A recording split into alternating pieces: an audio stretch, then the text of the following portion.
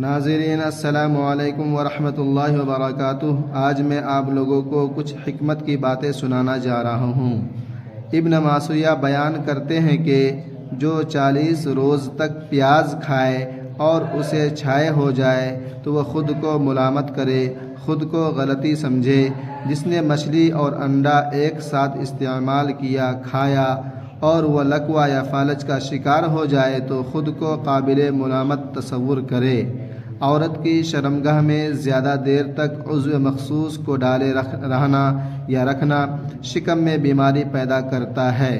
جو شکم سیر ہو کر حمام داخل ہوا اور اس پر فالج کا حملہ ہو جائے یا بیماری ہو جائے تو خود پر لعن طعن کرے۔ جس نے دودھ اور مچھلی ایک ساتھ کھائی اور اسے جذام، برس یا نقرس کی بیماری ہو گئی تو وہ اپنے آپ کو قصوروار سمجھے، اپنے آپ کو غلطی ٹھہرائے۔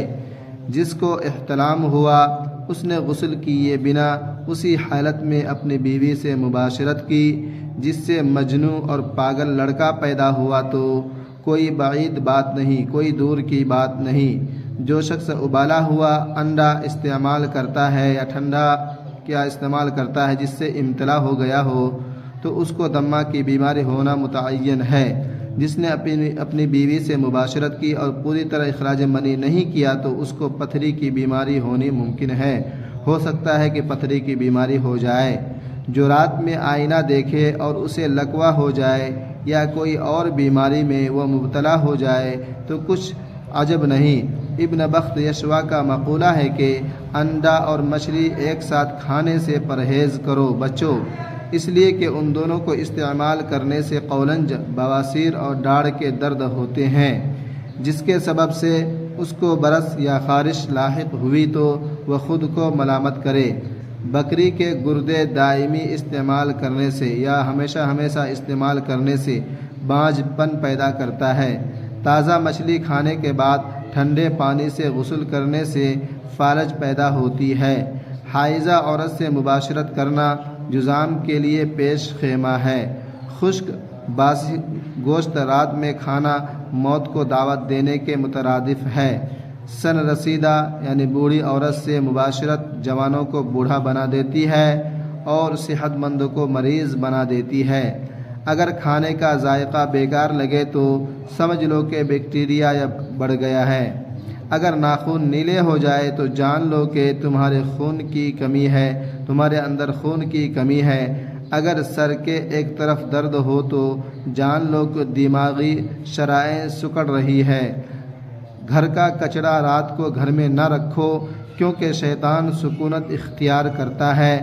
برتنوں کو رات کو کھلا ہوا نہ رکھو کیونکہ شیطان ان میں تھوکتا ہے اور جو چیز ان میں ہو اس میں سے جتنا چاہے نکال لیتا ہے۔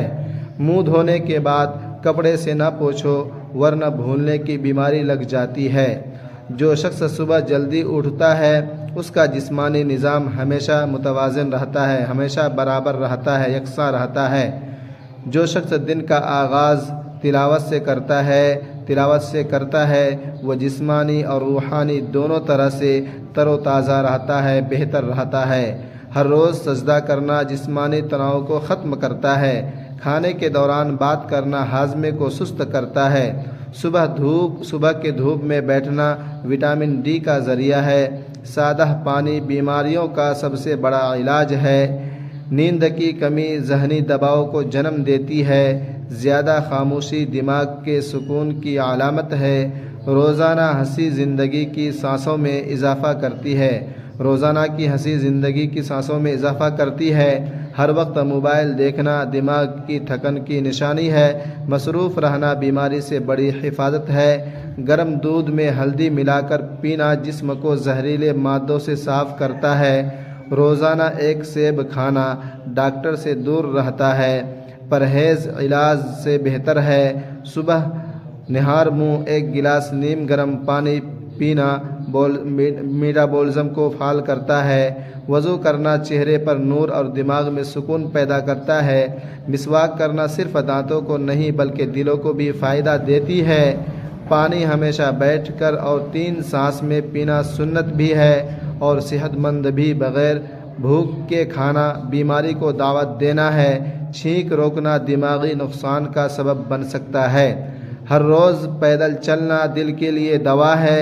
جو لوگ نیند کی پرواہ نہیں کرتے وہاں زندگی کی قیمت بڑھتے ہیں۔ جو شخص تنہا رہنا پسند کرتا ہے، اکیلا رہنا پسند کرتا ہے، وہ اکثر اندر سے ٹوٹا ہوا ہوتا ہے۔ شور میں رہنے والے لوگ اکثر ذہنی سکون کو ترستے ہیں۔ دل کے سکون کی سب سے بڑی دوا اللہ تبارک و تعالی کا ذکر ہے۔ ہر نماز کے بعد 5 منٹ کا سکون ذہنی تھکن کو دور کرتا ہے۔ بچوں کے ساتھ ہنسنا جوانی کو دیر پا بناتا ہے۔ ماں باپ کی دل کی بیماریوں سے نجات ملتی ہے۔ بدگمانی جگر کو جلا دیتی ہے، معافی اسے شفا دیتی ہے۔ ٹھنڈا پانی صرف پیاس بجھاتا ہے، گرم پانی بیماری نکالتا ہے۔ بے وقت کھانا دل، دماغ اور معدہ کو نقصان دیتا ہے۔